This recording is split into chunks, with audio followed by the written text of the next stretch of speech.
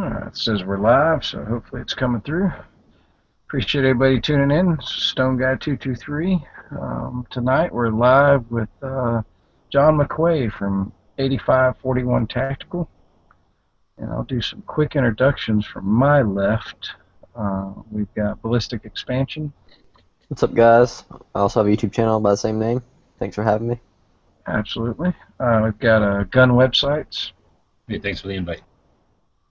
And we'll save him for last. We've got Moon Food. Hey, thanks for having me. Absolutely.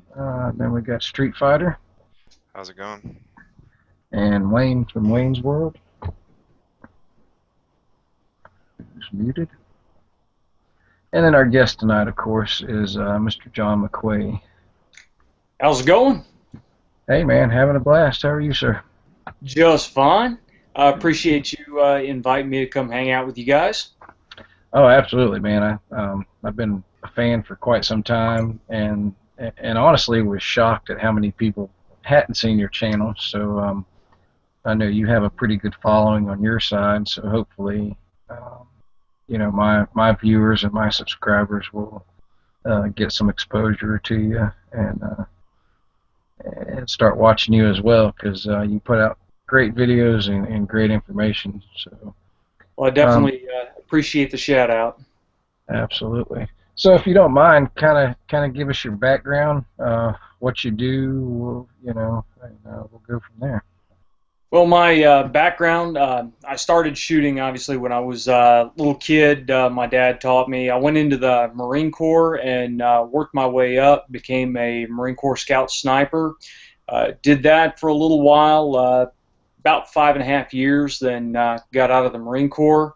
Kind of put shooting away for a little while, and then just missed it, got back into it, and then realized that there was a real lack of resources out there for guys that were just getting into long-range shooting and precision shooting. And really, all the media that we do started off on me going to websites and web forums and seeing the same questions asked over and over and over again by new guys getting into the shooting sports. And I kind of got tired of typing out the same answer over and over again. So there it turned into a website. I started posting some little articles on my website. That way, when the same question was asked again, I could just link to the website.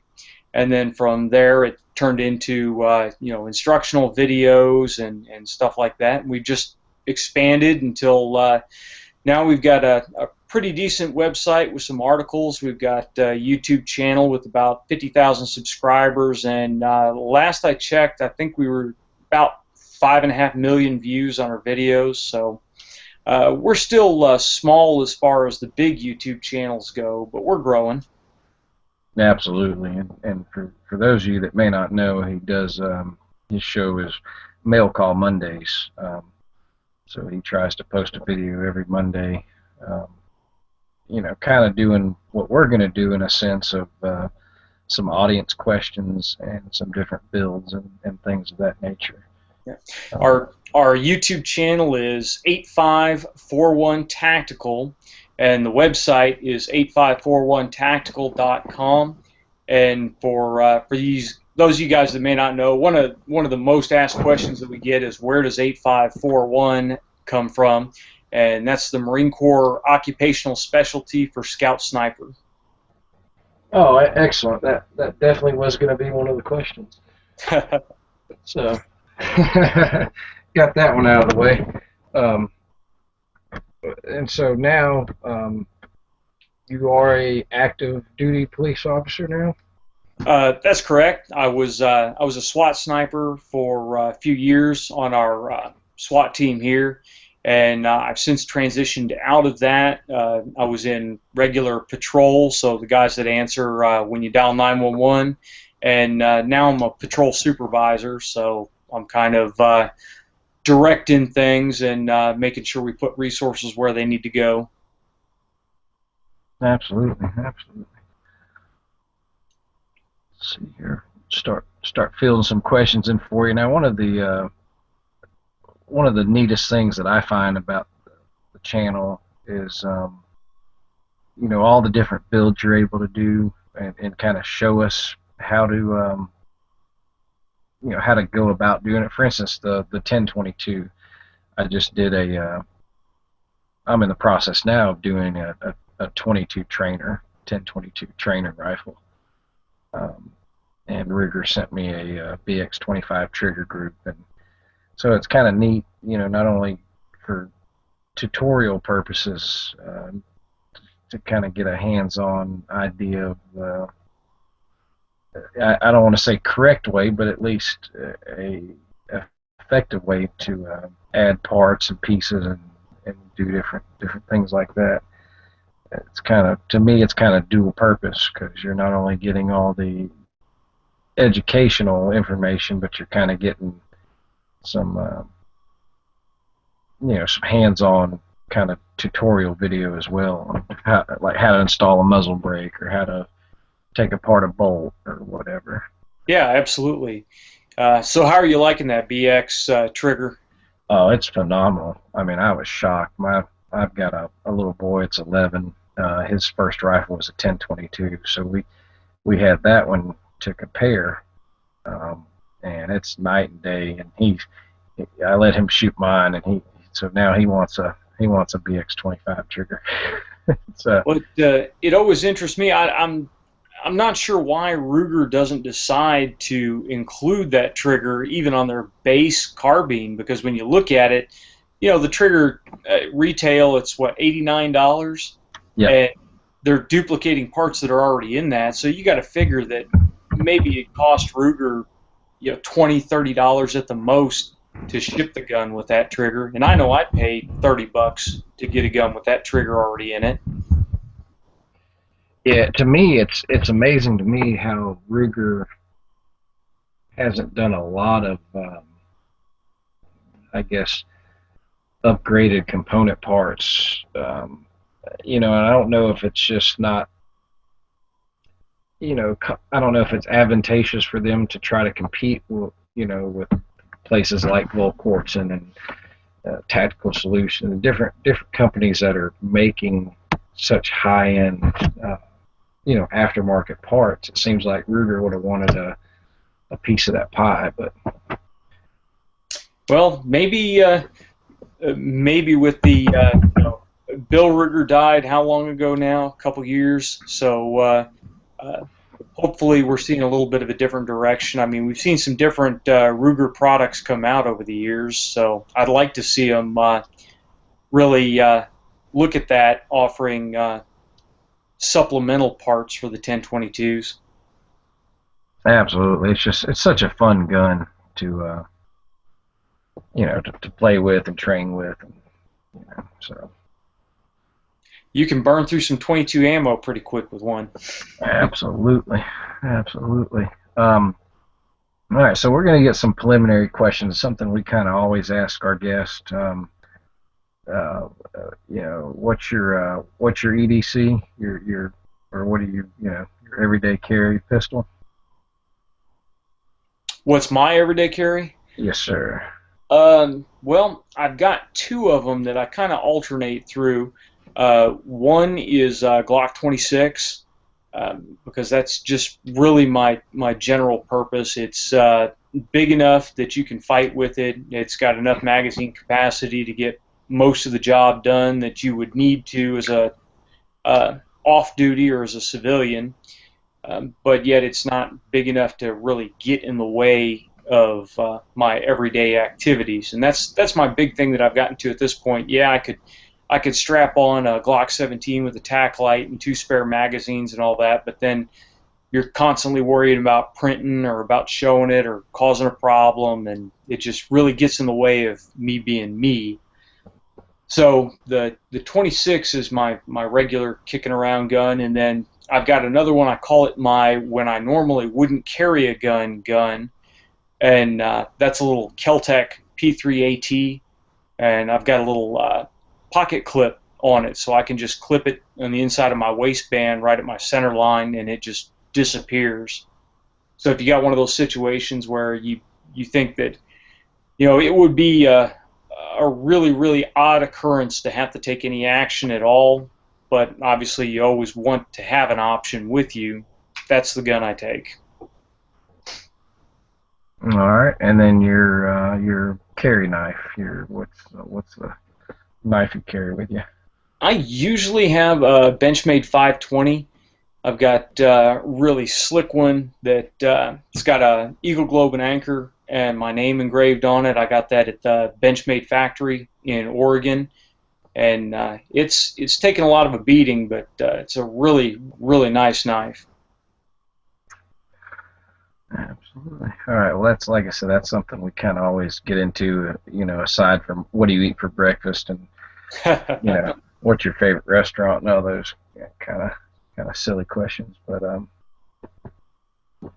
the now my big thing, I shoot competition, mostly pistol. I do some 3-gun, but I'm GSSF and USPSA. One of the things I wanted to find out from you is because, guys out there, if you watch his channel, you'll know that John does do long range competition shooting.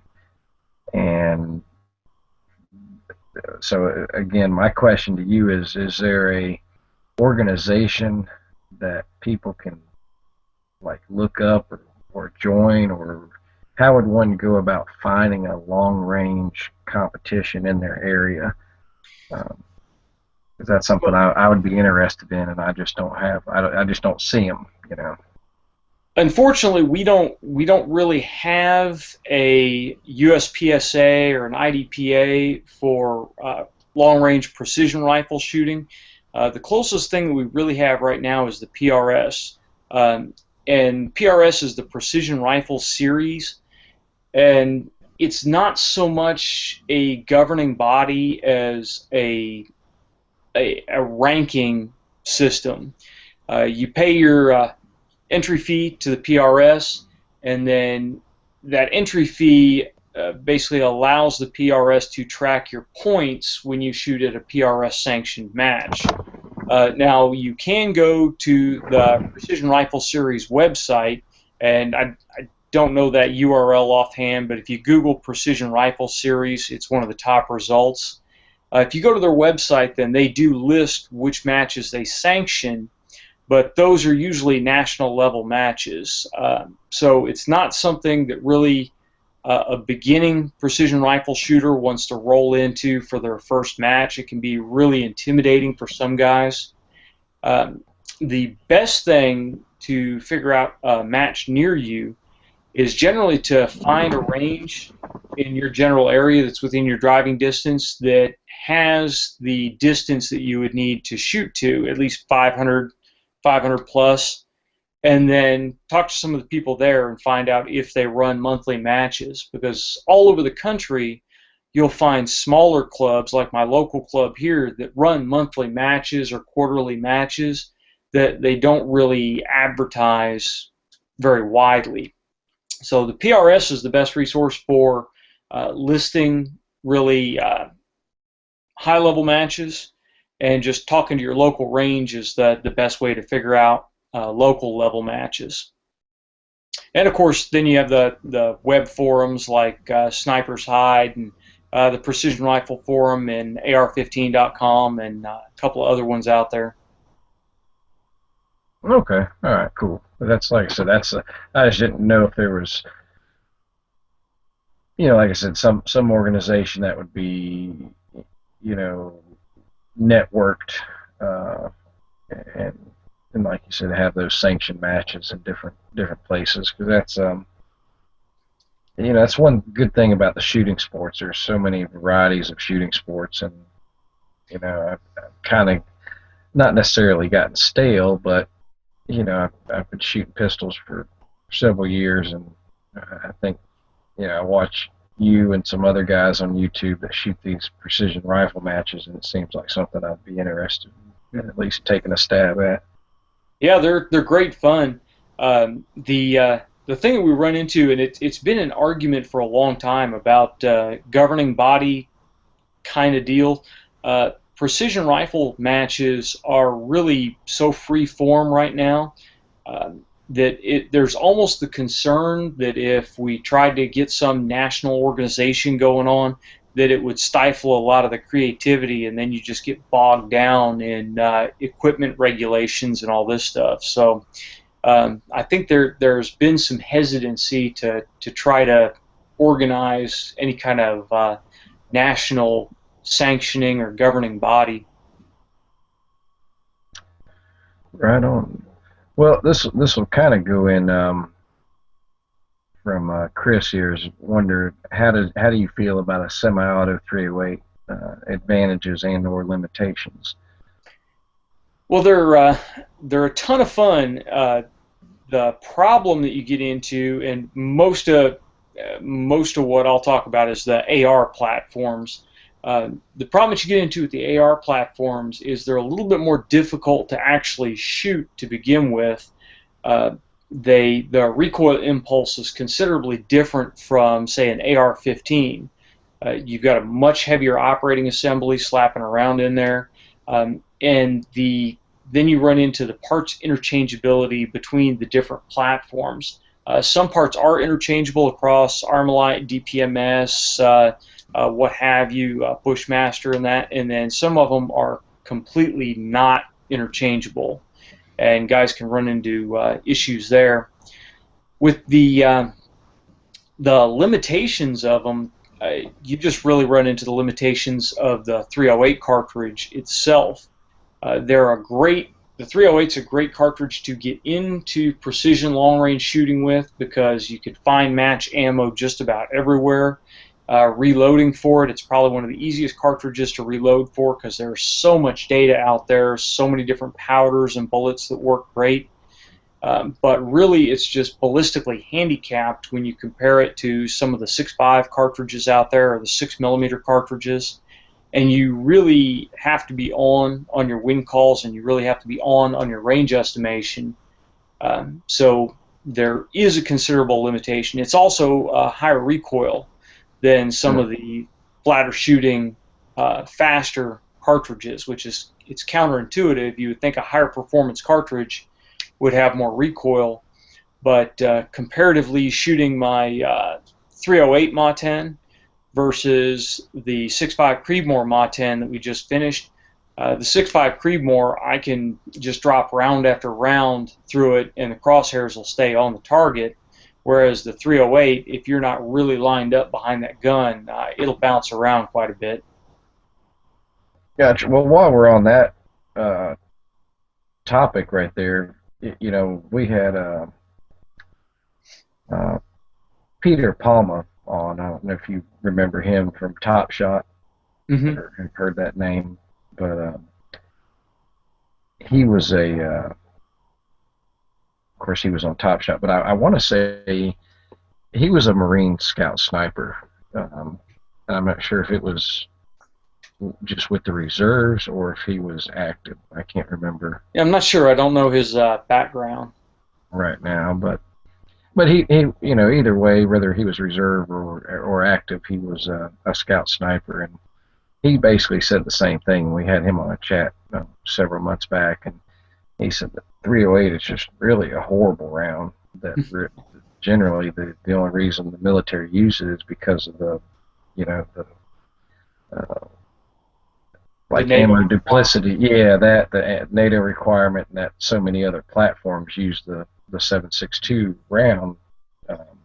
You know, well, for the military, the advantages of the 308 increase when you get into an organizational environment, say either, you know, the military or law enforcement snipers.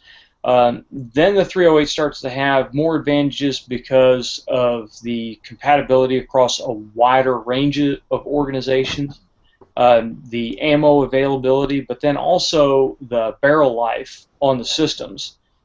You run into, especially smaller departments that are really scraping money together, you don't want to give them a rifle that you're going to have to replace the barrel after 2,000, 3,000 rounds, because they're going to roast that barrel in a year of training, and then they're going to have to go, you know, beg for money from the city council to rebarrel these rifles, and that's going to be tiresome. They're going to end up getting their ammo cut out, and they're going to end up with less money for the program. Whereas a 308 will suffice greatly for what they need, and those rifles last for a very, very long time before they need to be rebarreled.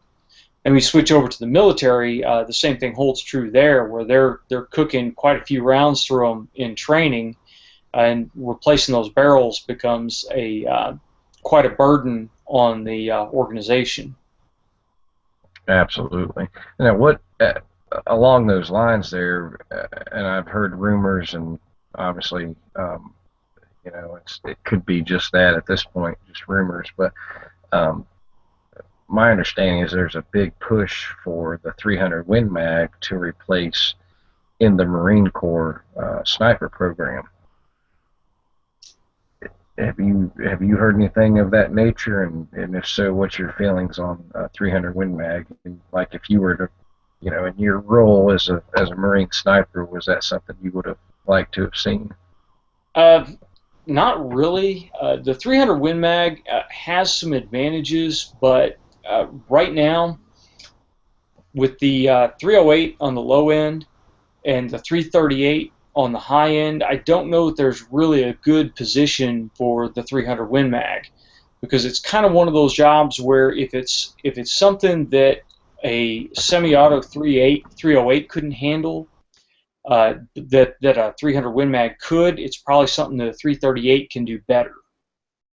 So it's kind of the 300 Win Mag is becoming kind of that position where the 30-06 was for a while, that it does things better than one, but not as good as another.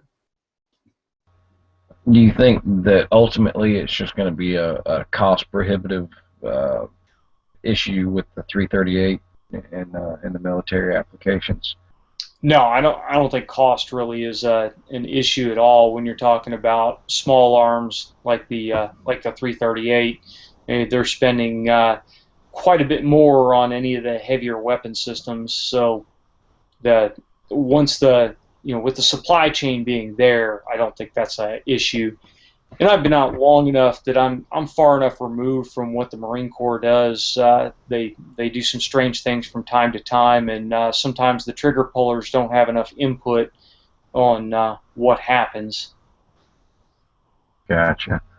Now, Jared out there in the gun channels is asking, what do you think would make a good short to mid-range patrol rifle? He references his local department. I'm not sure if he's LE or not, but that was his question, is a patrol rifle. I still think the 5.56 in the better loadings, for instance, the 75 grain tap, that kind of stuff, I think it is really a good option as a patrol rifle. They're light recoiling. Training ammo is relatively inexpensive, and in patrol rifles where you're running low mag variables or red dot sights, you don't have to worry about the zero shift between training ammo and duty ammo like you would for snipers with precision rifles.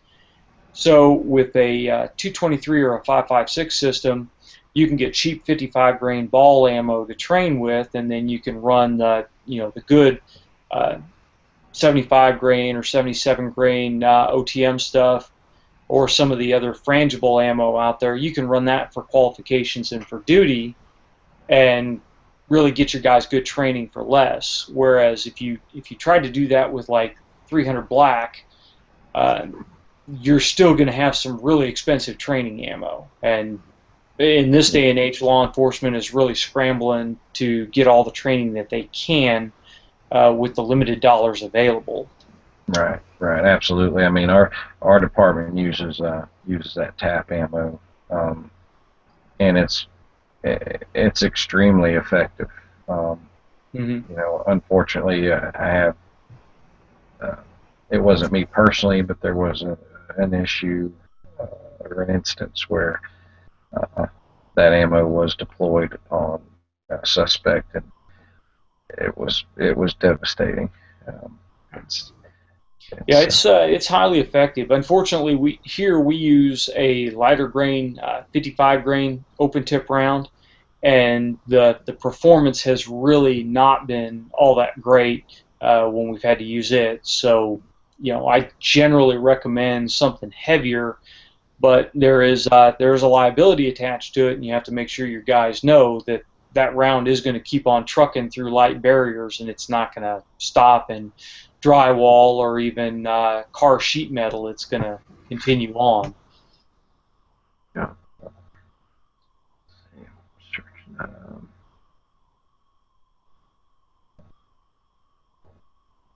no, I think he kind of said something about better to use a defensive rifle, red dot sight, or low variable scope.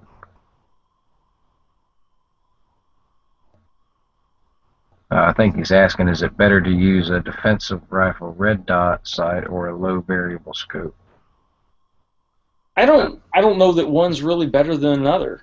I prefer a dot sight on my short range rifle, the M4 that I carry for my patrol rifle. I've got an Aimpoint Comp M2 on it, and for most of the engagements that law enforcement's going to run into, it's a really good option.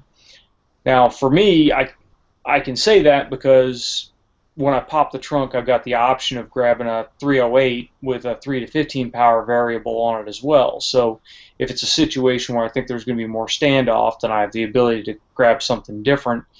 If it was, a one rifle to rule them all kind of thing, then I might sway a little bit more towards a 1 to 4 power variable, something like the Bushnell AR optic that we reviewed a little while back.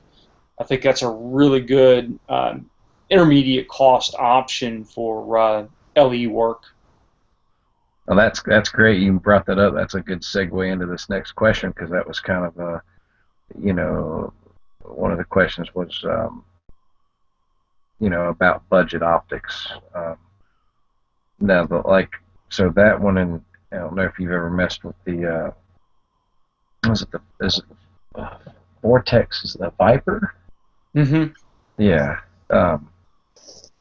I've been able to run that a little bit. Is comparatively, I think that's a 1 to 4. It's got a good, nice little throw lever on it. Yeah, it's definitely a comparable optic. It's in the same class as the Bushnell. I think the pricing is even fairly comparative between the two. But Vortex builds good stuff. I think you'd really be hard pressed to go wrong with either one. Have you gotten a chance to look at their new Strike Eagle? It's their new 1 to 6 optic they came out. It's kind of like a budget geared optic. No, I haven't got a chance to look at that one yet, but They just released it this summer, so yeah. it sounds really interesting. I've got one of the Bushnell 1 to 8.5s that I've been working with, and that would be a fantastic DMR optic. The problem is budget doesn't belong anywhere near discussing that optic. Yeah, 'cause I've been looking for an optic kind of for when I get ready to shoot 3-gun to put on my AR, because you want that true 1 power for the close, fast stuff. And then your next target might be 75, 100 yards at least, and you want a little bit more magnification. Now that optic you just referenced about price, that was a Bushnell. Yeah, the SMRS. So I didn't realize they made I didn't realize they went high end, I guess. Oh yeah, the SMRS, and then of course you've got the top end right now is the Bushnell XRS, and that's a $2,000+ optic, and it was it was actually designed for certain military units, and they brought that a couple of years back. They first brought out the DMR, which was their 3 to 21 power, which is a great optic. Unfortunately, it's not illuminated. And then they brought out the XRS, which was the 4 to 30. Yeah, so that's really nice optics. They've got just a couple of issues if you're trying to use it on the law enforcement side of it, but they're great for precision rifle shooting. There were quite a few of them on the line about a year after they came out. Now, why is it they're so expensive? It seems like all the 1 to 6, that range magnification, is it because it's different technology than like the standard 3 to 9 scopes? But it seems like pretty much, I mean, that's why I was really excited about the Vortex. It seems like one of the few that have just came out that's, a little bit more budget friendly. Well, obviously there's a lot that goes into the materials and the engineering, but when you generally look at it, like a 3 to 9 that has been out since Grandpa was shooting deer, that's a 3x multiplier. So 3 on the bottom end and then 9 on the top. You're just multiplying your base magnification by 3.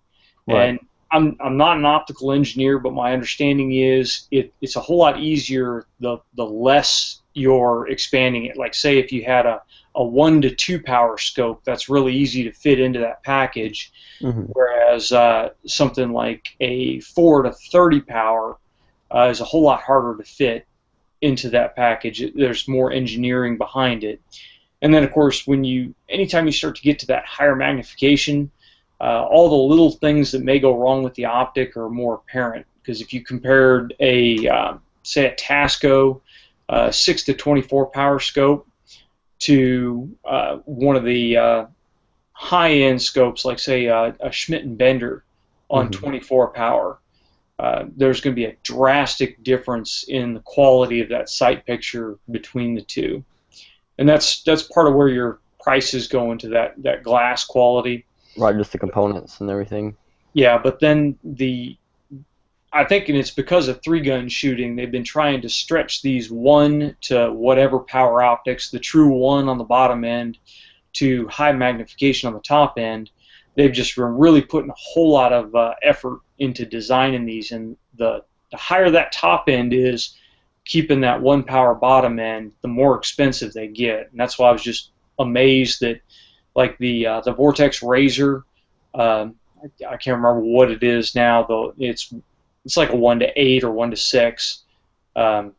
It's pretty high up there. And then the Bushnell 1 to 8.5, it's pretty high up there as well.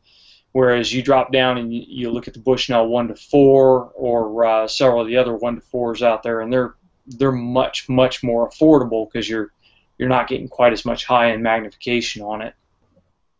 Right, but then it's like there's perfect. It's like a witch hunt for all the 3-gun people because that 1 to 6 is like the perfect thing they need. So definitely, I can see why all the manufacturers are, going for that because there's definitely a huge market for it. Well, exactly. They've got to fill that, supply and demand. That's a big, that's a big industry coming out with 3-gunners. There's a, kind of a void. There was a void in that,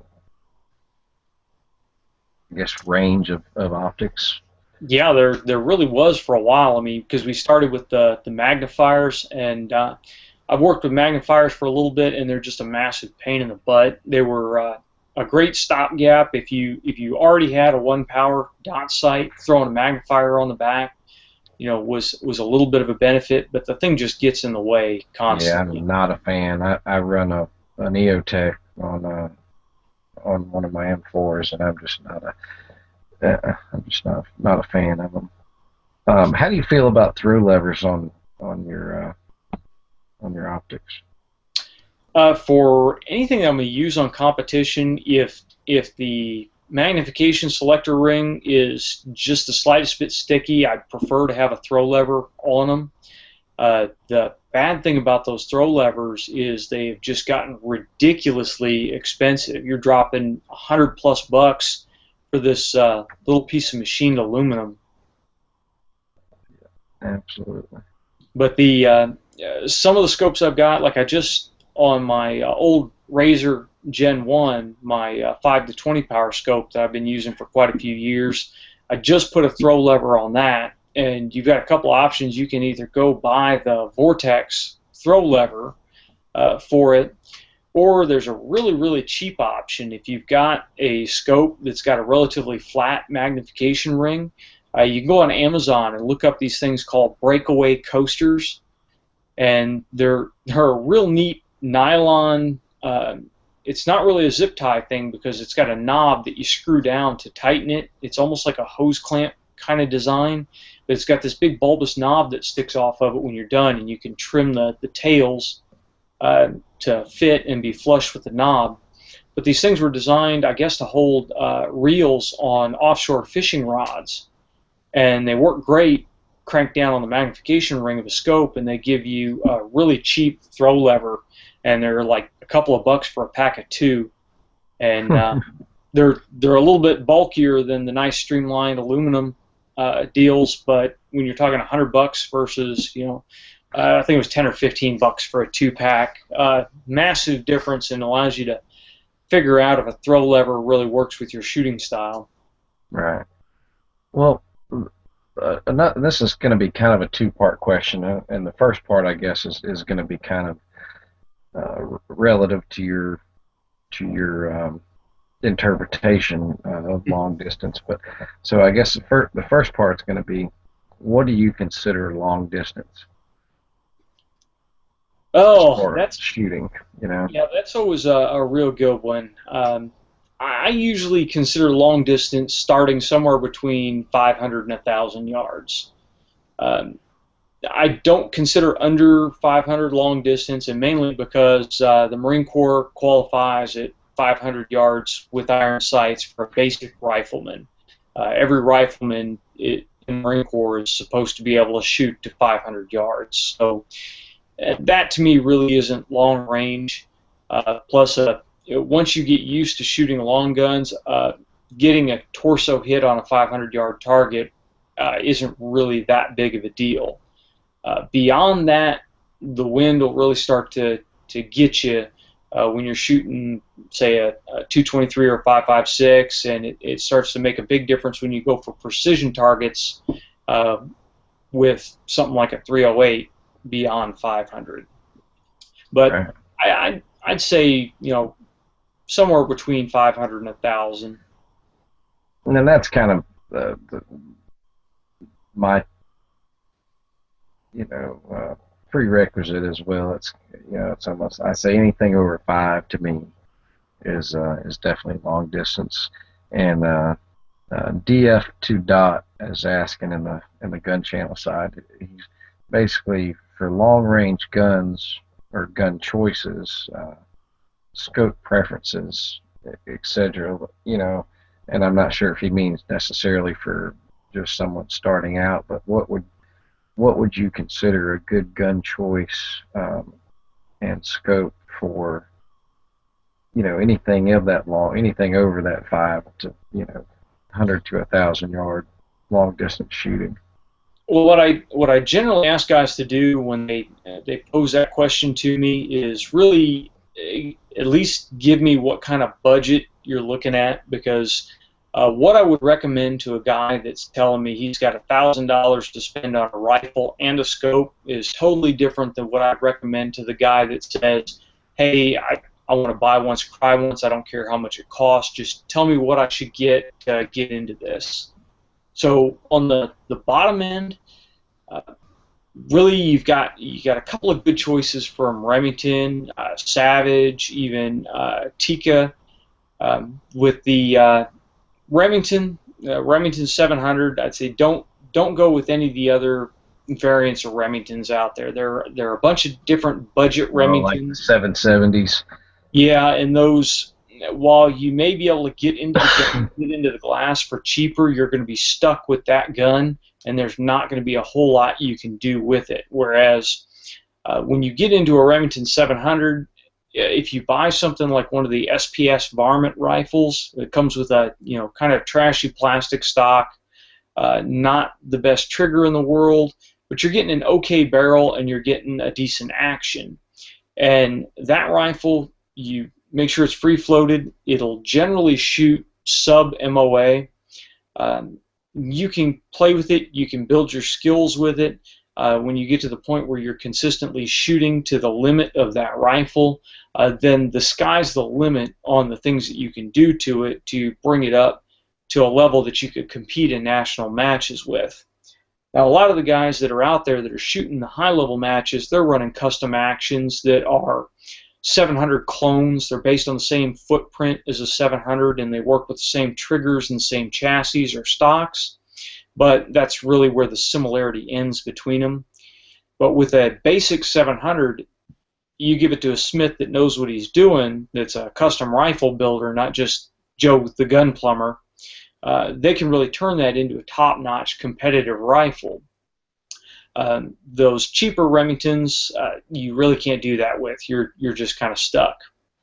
Now, if you got a little bit more money to go at it, then you can step up into, for instance, the Accuracy Internationals, or you can go with a custom action and have a shop like GA Precision or any of the other American Precision Arms. There's a bunch of them that can really build you exactly what you want. That's kind of a double-edged sword, though, because you need to have a little bit of experience and you need to go into that knowing what it is you want. I mean, you can discuss with them, and good rifle builders will be able to kind of steer you in the right direction. But still, if you haven't done a lot of shooting, you don't know if you'd prefer a stock or a chassis. You don't know if you'd prefer a two-stage trigger or a single-stage trigger. You don't know if you'd rather have a 90-degree bolt throw or a 60-degree bolt throw. So again, you run into that what it is you want, because a custom rifle, really, the sky's the limit. They can build it just about any way you want it. But that's kind of the mid to sky's the limit. If you got a guy that's got a couple of bucks to spare, I usually try to steer him towards Accuracy International for a factory rifle, because those rifles are really the closest thing to a bulletproof gun that is both suitable for duty work, hard use work, and precision competition. Awesome. Now, I can't think of the name of it right off, but there's a platform out there. I know Tim from Military Arms Channel did a review on it not too long back, and it's a modular, interchangeable chassis slash barrel system that you can switch out 3 different barrels. I want to say 308, 338, and one other. It's kind of an AR platform kind of base.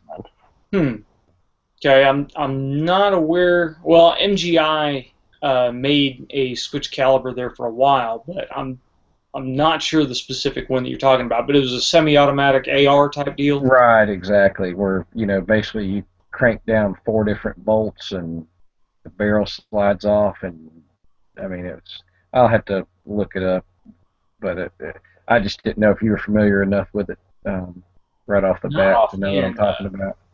Yeah, their new AR platforms pop up every day, it seems. But that one I haven't heard of. I'll have to look that up as well. It kind of intrigues me. First, I thought you were going to ask about the Accuracy International multi-caliber. They do for the SOCOM PSR solicitation.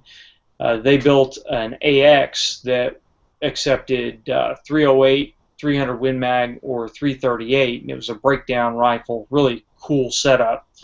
But that thing was ridiculously expensive, but it is a really, really cool option if you want to have all the bases covered with one rifle. Now that sounds like the 3 things, and it's kind of a bullpup design. No, this one's a standard bolt rifle configuration. Okay. What I think you're talking about, though, is the Desert Tech SRS. That's it. That's a bolt gun as well, but it's a bullpup design, and it is a multi-caliber. You can go 338 or 308 in the same receiver just by swapping the bolt, the magazine, actually not even the bolt, it's the bolt base, the magazine, and the barrel. And it's a really cool system. I've shot it on a couple of different occasions. That's the one I'm thinking of for the bullpup one, absolutely. And then there's that other one, that AR platform I'll look up. But yeah, that bullpup gun is a super neat little gun. Yeah, and the advantage it gives you there is you can pack a 26-inch barrel into a much shorter overall package, or if you're running a suppressor, a 20-inch barrel and a suppressor, and be really really compact for the LE guys. The only real drawback that I've seen from shooting those systems is since it is a bullpup design, the bolt is behind your face, so shooting it from the support side becomes slightly more difficult in the bolt manipulation. Right, right. Now, the big advantage is for left-handed shooters. At SHOT this year, they announced the left-handed Stealth Recon Scout. So left-handed shooters can get in on that and be able to run the bolt. Now, what's your I don't know what the correct word here, but people always say you have to spend at least as much on your glass as you do your rifle, or twice as much on your glass as you do your rifle. What's your theory on that? Yeah, that's a sticky one to get into. I hear that rule of thumb over and over again, and it's not one that you'll often hear me say. It's really one of those where you need to determine what your budget is and determine what your goals are, and then build the system based on that. It's always the mission defines the equipment, not the other way around. The issue you run into when you start to try to say that you should spend as much on your glass as you do on your rifle, or twice as much on your glass as you do on your rifle, is it really doesn't address all rifle systems. For instance, in the safe right now, I've got a rifle that's a $4,000 to $5,000 rifle. I don't know of a lot of $10,000 scopes running around out there. So that's kind of silly. In that instance, I'm probably going to spend a third to a half of what the rifle is worth to drop a scope on there, and that's appropriate to the mission because you can get a whole lot of scope for that $1,000 to $2,000 range. When you go from when you look at optics and you look at the different price tiers in optics, a $200 scope is really not going to be a good scope. You're not going to expect it to be clear. You're not going to expect it to track repeatedly.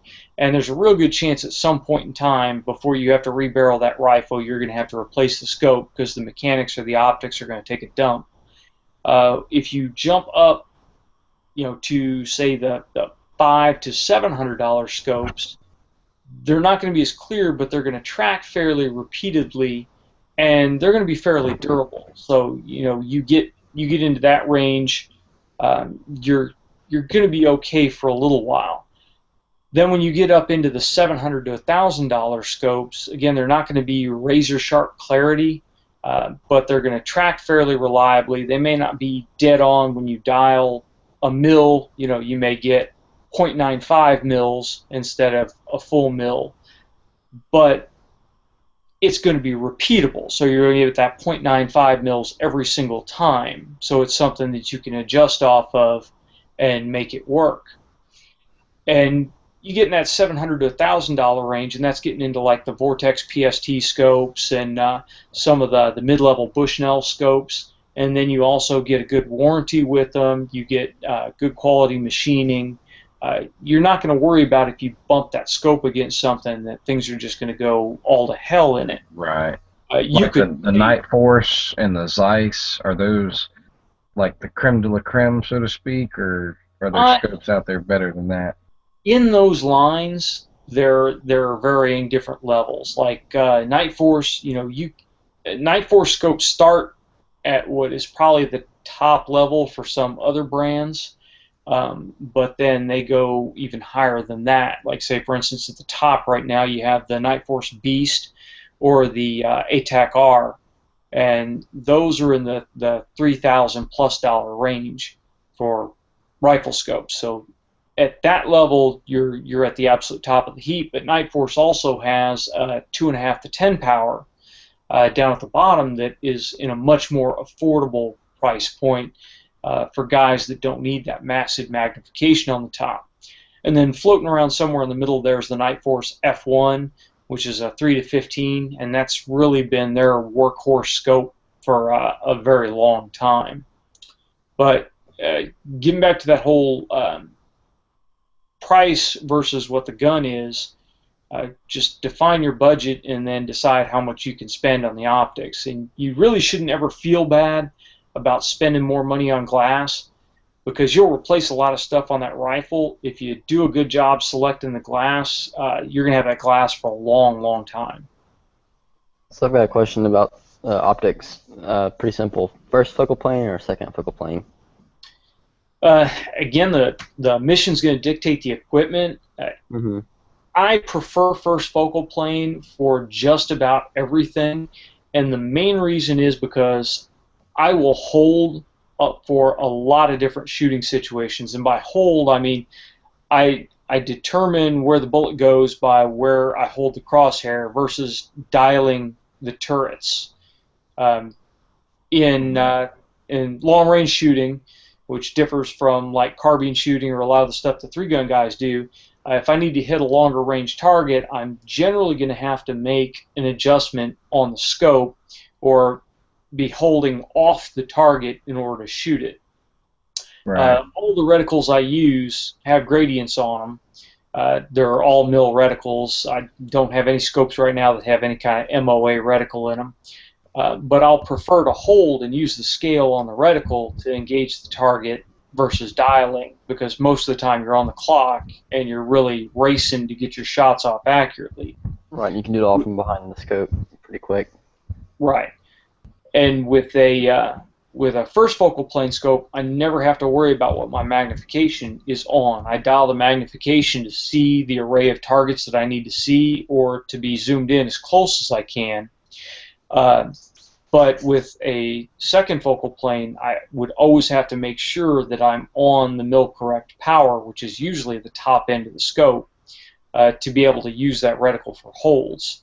So that really throws a wrench in your game plan. And if you run a throw level and you bump it against a barricade or something, you can be off and you're jacking shots all over the place versus when you're running a first focal plane scope and you're dialed in on it. Now let me ask you this, John, because here's, and with my limited experience with long range shooting, I think the longest shot I've ever attempted or taken is maybe 800 yards.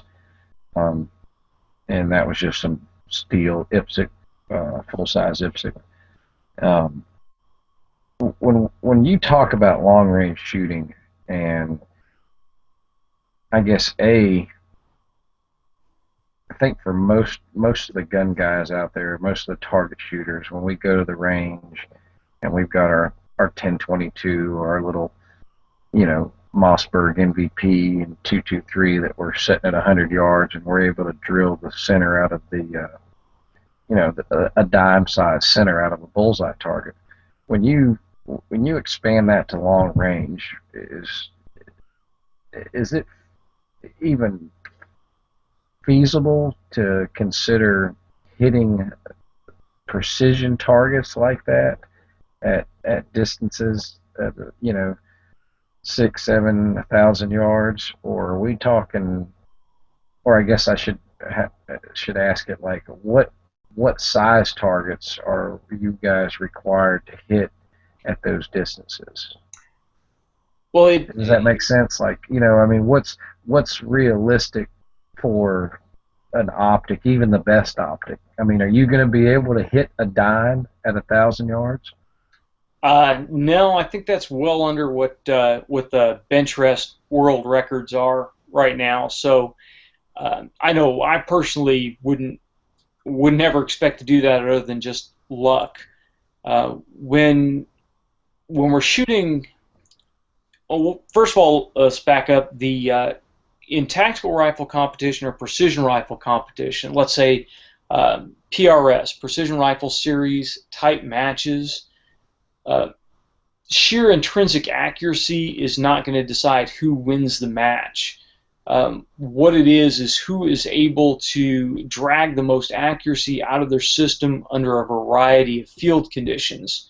So if you show up to one of those matches and you are an absolute stellar shooter, you can use your rifle in a variety of conditions to its mechanical accuracy, then you could show up with a 1 MOA rifle, so a rifle capable of shooting a 10-inch disc at 1,000 yards, or a 1-inch circle at 100 yards.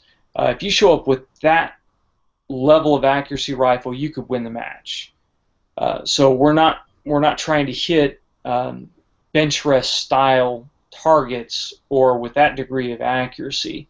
What we'll generally shoot off of, we'll shoot off improvised barricades. We'll shoot under time, shoot under stress. Some of the matches will require you to start a stage by engaging pistol targets with a handgun, and then transition over to a rifle. So it's all really more action-oriented versus static, sheer accuracy.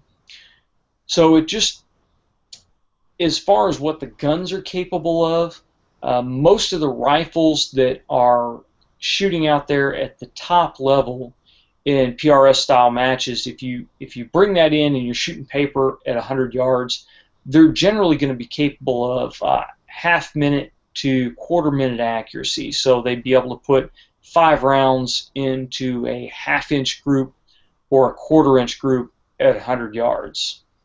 When you push that out to 1,000 yards and then you factor in the wind and the different environmental factors and the fact that you're moving, usually the targets that you have to engage at those ranges are somewhere between 10 inches to 20 inches in size. So, I was just going to say, so you extrapolate that out. If you're shooting let's just for round numbers, if you're shooting a 1 inch at 100 yards, does that expand equally? So you're 3 inches at 300, 4 inches at 400. Is that the way that works? right, it works roughly that way. And a minute angle actually, and you'll forgive me if I'm tired right now, but it's slightly larger than 1 inch at 100 yards. But it works out to roughly 1 inch at 100 yards. We call that shooter's MOA.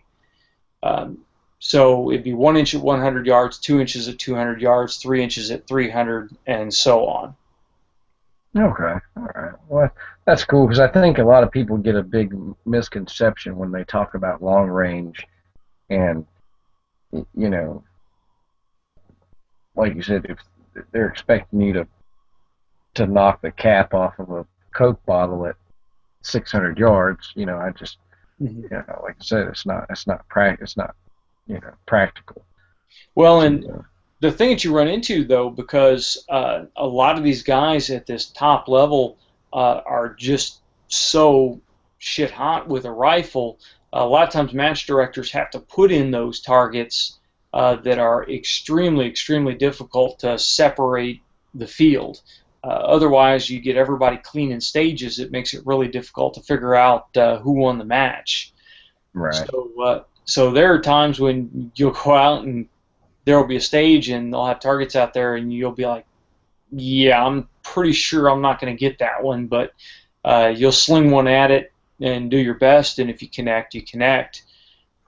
The other thing that really is a big deal at PRS-style matches is being able to stay on the gun through recoil and call your own shot and spot your own impact.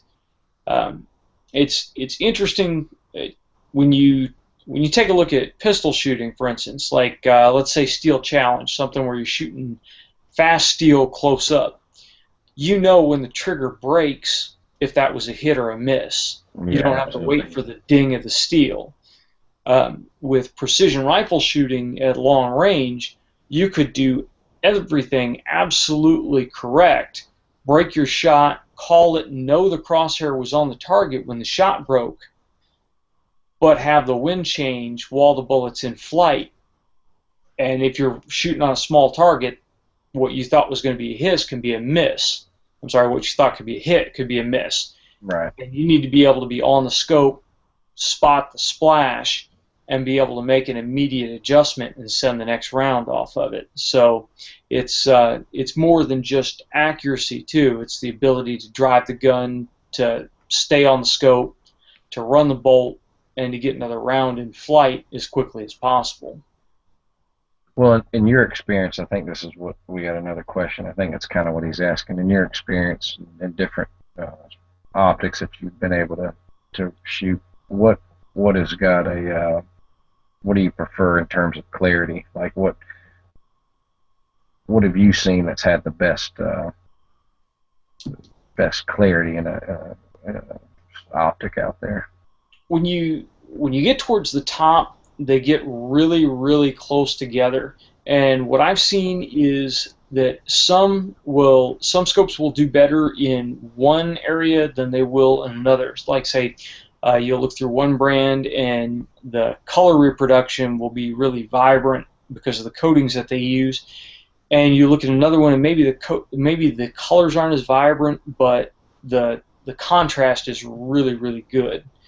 For instance, the Night Force Beast that I have, it's on loan. Unfortunately, it's not my personal scope. It is it's really, really sharp, really good clarity. When you switch over to, for instance, the Bushnell, the XRS, that is a really bright scope, but it has a little bit of chromatic aberration, which that's in the photography field and optics, it's called chromatic aberration. What you'll hear it called on a lot of the forums is color fringing. You'll get like purple or green lines on the edges of high contrast areas. And when you're talking about optical clarity, you can see those differences sometimes in the top models. Does it make a difference on if you're able to hit the target or not? Generally not. So it's really interesting when you get into those top levels. Night Force, excellent optics. Schmidt and Bender are very, very good, and I put them really close to each other from what I've seen in field conditions, not laboratory conditions. We just got a Collis K624i in, and I haven't even had a chance to look at it outside, but looking at it at the SHOT Show in a dingy ballroom, I was really impressed with how bright it was and how clear it was, even up on 24 power. So I'm really looking forward to getting that out and taking a look at it. But when you start to get up into that $3,000 price range, it's really hard to get an optic that isn't going to look really good to your eyeballs, and you really have to put them side by side and start picking at tiny, tiny details to get any separation between the two in optics. Well, someone else is asking about the it says MDT ISS chassis. He's asking LSS. LSS. Okay. He's asking about does it improve the accuracy of an MVP, the Mossberg MVP? I don't know if you've had trigger time on that or not. I've not gotten to shoot the MVP, but what I'll say about chassis overall is chassis cannot really make the barrel action shoot any better. The best you can hope for with the chassis is that it allows the barrel action to shoot to its mechanical accuracy. So, for instance, if you have a stock that's a crappy stock and it's putting pressure on the barrel and action in places it shouldn't, and really messing up the harmonics of that barrel in action, and then you pull it out and put it into a chassis, it may appear that the chassis increased the accuracy of the barrel action, but it didn't. It just allowed the barrel action to perform as well as it could. I kind of liken it to tires on a car. If you take a Ferrari and you put, bald secondhand tires on it, you're going to think the Ferrari drives like crap. Put racing tires on it, you're going to think, oh wow, well, it's faster now. Well, the tires didn't make the car faster. They just allowed the car to use everything that it had. Awesome. But the LSS is a really, really cool setup because it's fairly low cost. It gets you a magazine system, which I know the MVP already has a magazine system built into it, but it allows you to use those AR pistol grip and buttstock, and we're more and more running into guys that are AR shooters first and that are coming over into the bolt guns. It used to be the opposite direction. You get guys that were acquainted with bolt guns from hunting in that, and then they get into ARs.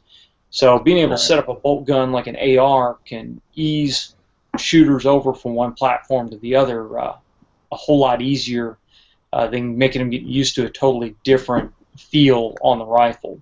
Well, do you think, or have you, do you think there's a rifle out there, or let me rephrase it. Is there a semi-auto rifle that's going to be able to compete with a bolt gun for accuracy in what you do in your long range precision? I'll concede to bench rest shooting, but for what you do, where you're more obstacle shooting and barricades and stuff like that, do you think that a semi-auto gun can be as accurate or accurate enough as a bolt gun? As far as mechanical accuracy, absolutely. Most of the high-end semi-autos out there can shoot sub-mid angles, so under a 1-inch group at 100 yards, and that really is the accuracy level that you would need to be able to start to be competitive in these matches, shooting from field positions and barricades, etc. You run into a couple of different problems, though, between the bolt guns and the semi-autos. The main one is bullet selection. To be competitive at the higher levels of PRS shooting, you need to shoot high ballistic coefficient bullets. You need to shoot them fast so that you're cheating the wind as much as possible, and again, you're getting that flatter trajectory.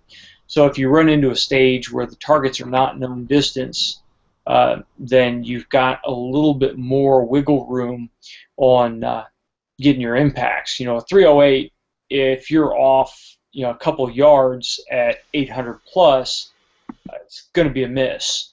If you take that same area or same error and you're shooting, say, a 243, well, you're probably still going to be on target with the larger targets out there. When we get into the gas guns, the magazines are generally shorter magazines than what you can get with the bolt guns, and so you're limiting what bullet selection you have.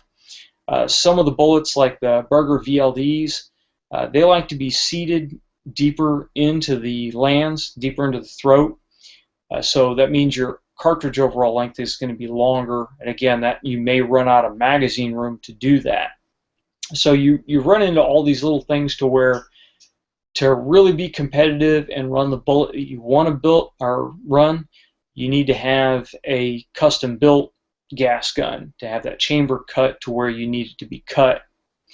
And you have to kind of play with your powders and play with your charge weight to make sure you're not beating the gun up and ripping the head off of brass to be able to get the velocity that you can get with a bolt gun.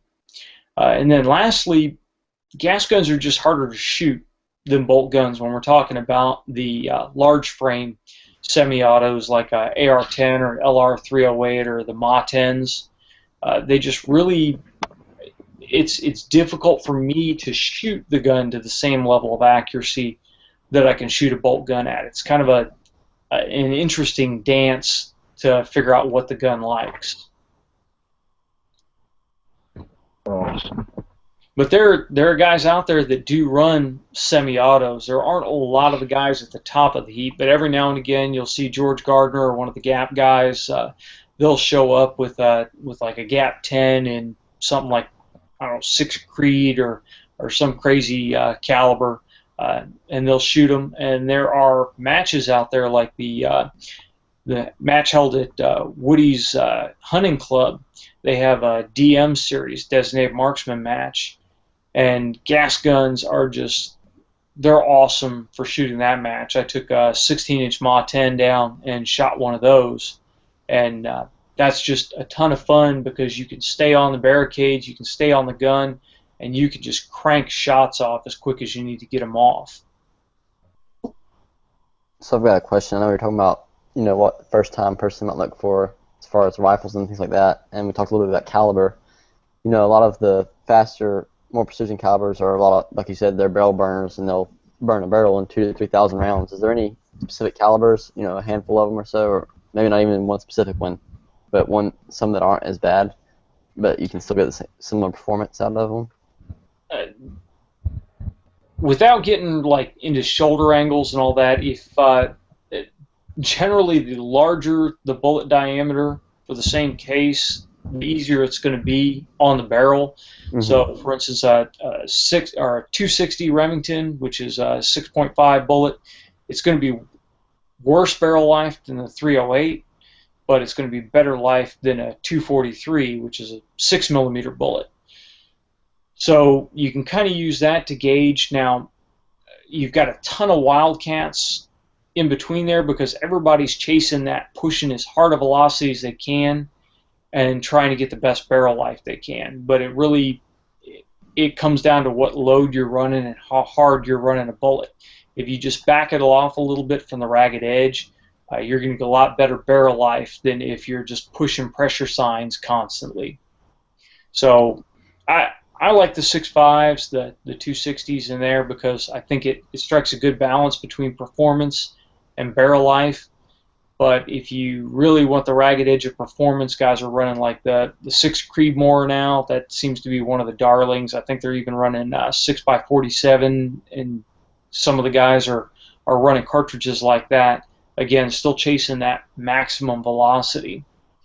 But then also the flip side that you're getting into is a lot of match directors out there are imposing speed limits to try to save their steel. Oh, wow. You start really pushing the little slim bullets really fast, and you start to tear up steel really fast. That makes a lot of sense. I didn't even think about that. Yeah, but we've got a 260, and I really want to take it out and shoot it a lot, but I'm afraid I don't want to burn the barrel up on it. So thanks. Well, again, we get back to that whole tire analogy. Barrels on rifles are like tires on cars.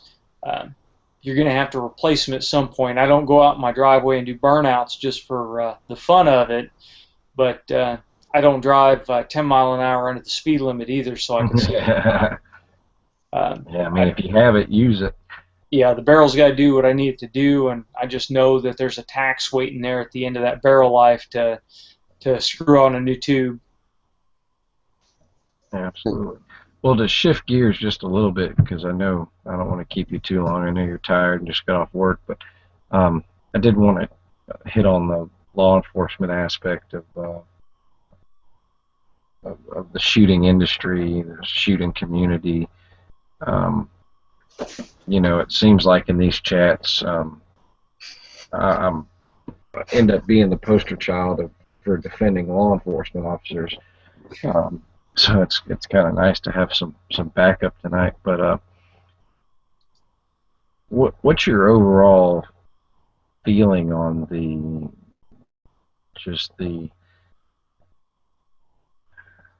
never how to phrase that, the tone of our community right now with all the different things that have been going on? Well, as far as like open carry and yeah, open carry, and then with some of the officer involved shootings that may have not gone down exactly by the book. I think the biggest problem that we have is the media gives the largest voice to the smallest percentage of the population.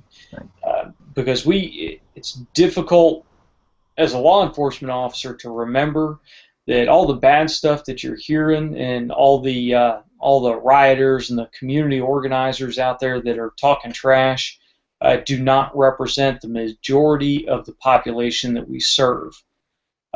And my community, at least here locally, has been really good in when we're out in the public, thanking us for the job that we do, reminding us that they do want us here. And Baltimore is a really good example that they trashed and demonized their police department, and their police department decided, okay, well, we're being ordered to do less. We're being ordered to, stand down. We're standing down, and the criminal element is taking over.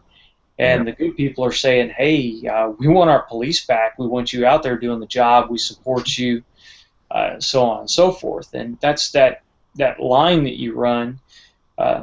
You need to be out there doing the job for the good people, but the good people are not the people that we come in contact with all the time. I mean, my non-law enforcement friends, the vast majority of them, don't ever have to call the police. They don't ever have interaction with law enforcement other than myself, or other than maybe a possible, traffic stop or something of that nature. They don't have SWAT teams kicking their doors in. They're not getting pulled out of the car at gunpoint because they're doing something stupid. So they're not the people we come in contact with all the time. The people that we come in contact with all the time are the repeat offenders, that bottom 1% to 2% of our society that's the worst of the worst. Right. And right, absolutely. And it's difficult to remember that that's not everyone.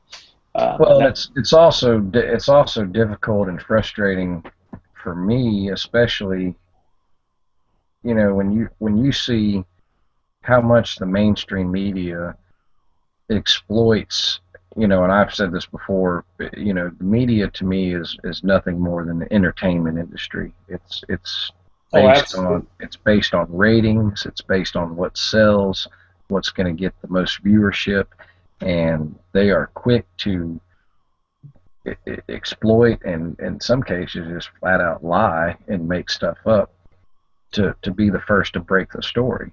Yeah, if it leads, it leads. So exactly. Exactly, and it's frustrating to not be able, for them to exploit the one or two, tragedies that may happen that aren't, just like the Baltimore thing or the what was the one? I can't think of the other one. Anyway, but the media is quick to jump on the side of and call them a victim when they don't get the whole story. Well, part of the problem is with social media. I mean, so many people get their news from social media now, not from the newspaper, not from the TV news. So TV news now is in this battle with social media to get the story out. And I think what suffers there is fact-checking. They're not doing anything to make sure that the information that they're putting out is valid. And part of that is I think they have the attitude that, well, we can always retract it later or we can add to it later. Since it's not print anymore, everything's dynamic, everything's electronic. We can say whatever we need to say as long as the lawyer's got our back, and we'll fix it later on. Right. Well, never works out that way. Right. And to me, and I'm not going to, I also don't downplay the fact that there are crooked cops out there. There are law enforcement officers that definitely skirt that line. And like I said before, and in past chats, I'll be the first to admit, those people do exist. However, again, they are the very small minority percentage of the vast majority of law enforcement in general. And it seems like what the media does is concentrate on that small percentage, and that gives such a negative connotation to all law enforcement. And you've got the general populace out there that just falls in line and buys what the media is selling. And it's, I just don't know how we're ever going to get ahead of that and be able to, leverage ourselves in a better position with the general public. You know what I'm saying? Well, I think again it comes back to that whole remembering that the good percentage of our population, the majority of our population, is happy with their law enforcement. They know we're out here doing a tough job, and we don't really need to convince them. Um, it, I think that anytime that we do, I think we do a really good job of policing ourselves, first of all. So when we do run across one of those officers that's out there doing something that they're not supposed to be doing, at least in our department, we do a really good job of, as soon as the problem's identified, we take care of it, and they're either losing a job or they're going to be up on criminal charges because nobody wants to be lumped in with them. I'm not going to cover up for somebody else just because they're wearing a uniform. If you're a criminal, you're a criminal. It doesn't matter what clothes you happen to be wearing. And they do slip through the hiring process from time to time. I mean, we hire from the general population, so occasionally you're going to get somebody that really shouldn't have been there to start with, and they manage to slip through the whole process. Right. Well, I'm glad you said that, because I think, again, even in the gun community, with these chats that we do, and just our social interaction in social media with YouTube and different things like that, even the pro law enforcement, pro Second Amendment guys are still very hesitant to law enforcement, because they've seen these stories, and they feel like that it's a band of brothers and they're going to cover up, that they just, I've tried to tell people in the past, look, man, at least from what exposure I've had, again, it's, I haven't been exposed to the level of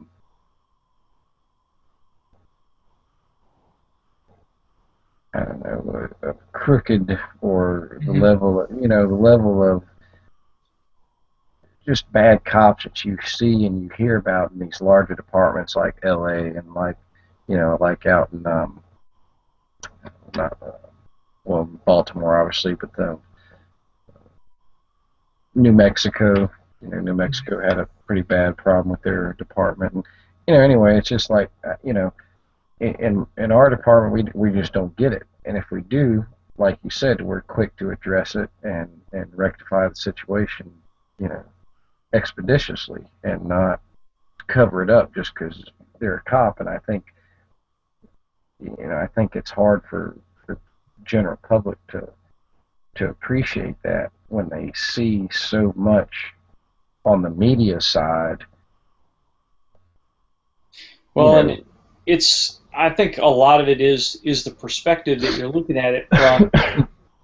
I can imagine if you were a citizen in a community, and for a couple of years at least, it seems like every year that the police department is firing or indicting another officer, you'd start to think, wow, is our police department full of criminals? But then the opposite way to look at that is, oh wow, our police department, when they find something or somebody that's doing something wrong, they're taking action and they're getting rid of them. So it's not a cover-up kind of thing. I think I would be more concerned if I'm looking at a police department that's had a 20-year stretch where they've never had an officer do something wrong. Yeah, absolutely. So it's, it's cliche, but power does corrupt, and as a law enforcement officer, you are put in a position where you do have a lot of power, and it can be used for good or it can be used for bad. I mean, anytime you're put in a position where you have influence over people, then there's always going to be moral dilemmas that creep up, and when you start to make moral compromises, then bad things occur. So it does happen. It's a matter of the way the department deals with things and the way that they weed out the bad apples. Yep, absolutely. And the only other thing I wanted to ask, or kind of talk about real quick, was the fact that, or the question I don't know in your department or what your structure's like. Do you feel like just law enforcement in general is not receiving the proper training to deal with what seems to be a influx of mental um, mental cases, I guess, for lack of a better term, on the street? Um, it seems as if we're coming in contact with a lot more mentally unstable people that may have issues that are interpreted incorrectly. Um, Well, I you feel like law enforcement's given the tools to be able to identify, someone that's maybe mentally disturbed versus high on drugs or violent. You know what I mean? well, I think here at least we get a ton of training every year as part of our recertification. Every time we go through our in-service training, there's training about mentally disturbed individuals, and I think that there's a lot of issues where we're trying to make police officers into social workers, and I think that's the wrong aspect to take. Anytime you try to take a tool and make it do too many jobs, then you're starting to detract from what the original job that was intended to do is. I'm not referring to myself as a tool, but it. I think that. Well, no, I think in a lot of ways we are in a sense because I tell people, in previous discussions where, I tell people, look, good, bad, or indifferent, right, wrong, or unjust, do not argue with a law enforcement officer on the side of the road. That's a losing battle. We're not there to determine guilt or innocence on the side of the road. You need to save that shit for the courtroom, you know, be courteous, do what he says. Your day will go a lot better. The whole process will move, way better, way easier. And like I said, that's something you fight in court. Oh yeah, It just doesn't that's make sense. People, oh, I know my rights. I know I'm gonna quote such and such Article 52. You can't do that. Well, I tell you what, I've never ever seen a law enforcement officer, you know, retract his initial findings or his initial, mission based on someone quoting a freaking law to him out of the book on the side of the road. well. I think first of all, yeah, you're absolutely right. I tell people that if you honestly think you're right and you think the officer is doing something totally wrong, you still need to follow his commands. Make sure you're paying attention to everything. Make sure that as soon as you can, you write down everything that occurred. If you're able to videotape it at the time or have someone videotape it, because your best bet is to get a resolution inside of a courtroom. And I've told people before, if I screw up and I absolutely do my job wrong, and you go along with it, and I wrongly arrest someone, you're getting a payday. It's going to be a big fat paycheck for you. So sit back, be happy, let it happen, and then go talk to your lawyer when it's done, and you're going to get a check. That's the way it works. That's the remedy in our legal system, is that you get to sue us in federal court, and that's the way it's going to work out the best for you. But anytime you try to fight, that's not going to work out so well because it's just going to be an escalation of force until bad things occur. And then, yeah, you may still be able to go through it. You may still be able to win a federal court case later on, but you may also end up in a box. So it's not a real good way to go about it. And things can really go the wrong direction if you end up seriously injuring a police officer. That's definitely not going to help your case when you're trying to plead that you're the victim. Even if the initial contact turns out to be incorrect or unjust, you know, you start arguing and fighting and resisting, well, then there's two more charges right there that, you know, will stick. And So, I don't want anybody to get me wrong. You absolutely have a right to resist an unlawful arrest. That's a God-given right, and it's granted to you in the Constitution. But you definitely are running into a problem, because the whole idea of your right to resist an unlawful arrest goes back to common law. It goes back to revolutionary times, where if you got locked up in jail, there was a really good chance you were going to die before you ever saw the inside of a courtroom. Just die from disease, die from malnourishment or mistreatment. So you may never actually see the inside of a courtroom to plead your case if you were unlawfully arrested. Nowadays, that just isn't the case. Very few people die in custody. Very few people die incarcerated waiting to go plead their case in court. So it is really better off not to resist arrest and then plead your case, and you have a much stronger standing if you went quietly. But the unfortunate thing too is, if you decide to resist arrest, know that police are just going to continue to up the ante until the public safety issue is resolved. So I mean, let's take the absolute worst case scenario, and somebody believes that they're being unlawfully arrested and draws a firearm and decides that they're going to shoot it out. The police don't have the luxury of breaking contact and just going, oh, well, we're just going to stop this and let him go on about his way. They're going to continue to bring a higher and higher and higher level of force, and that's probably going to end up not turning out really well for the individual that decided to fight. So again, I recommend just going quietly, being cooperative, and then fighting it out in court. And that's in the current environment, the way things currently are. That's not to say in 15 or 20 years that the tides may not turn and it may go a different direction.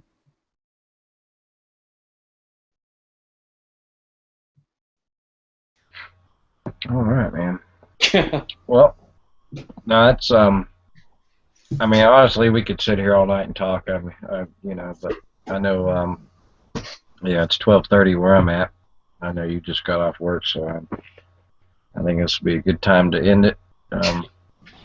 Yeah, and I apologize for coming into things kind of late, because I forgot about the time difference between you and I. Oh yeah, no, that's no problem at all. That's no, like I said, I appreciate you taking the time and chatting with us tonight. Hopefully we can do it again. I really wanted to get into some of your military career and what scout sniper school is like and different things like that. So maybe we can do that again sometime. But No, John, do you do any classes or anything like that for people? Not right now. I had a big change up in my work/personal life here over the last year. They changed my shift that I was working on. I went from working second shift, which for our department and what I was working was 3 p.m. to 11 p.m., and I switched to midnights, and that really wrecked everything and made it really difficult to get to the range and do all this stuff. So I kind of put all that stuff on hold. Now that I'm back on second shift and I'm back in the light per se, I'm gonna look at getting some classes going again. All right, we definitely appreciate it. Yeah. So, but keep an eye on the website at 8541tactical.com, and we'll when we get something lined out and get a class going, then we'll definitely post something up there. yeah, that'd be awesome. What state are you in again? Are you in Indiana? Yes, Southern Indiana. Okay, cool. Awesome, man. Well, again, I really A lot of thank yous coming in from the text outside. So yeah, everybody was super stoked, and like I said, I was kind of surprised at some people that didn't know who you were. I was like, what? Been living under a rock for Christ's sake? But, um, no, man. Again, I appreciate it. I had a great time talking with you. Again, love the channel. Everybody, that's watching right now and in the future, definitely check out 8541 Tactical. He does Mail Call Mondays. It's just great information. Very detailed, very intelligent, articulate guy that puts it out there. And really easy to follow. So. You're making me blush now. Oh yeah. So anyway, guys, I'm going to end it here, but I appreciate everybody that tuned in, everybody on the panel tonight, and we'll see you next time. Thanks a lot for having me. Thanks.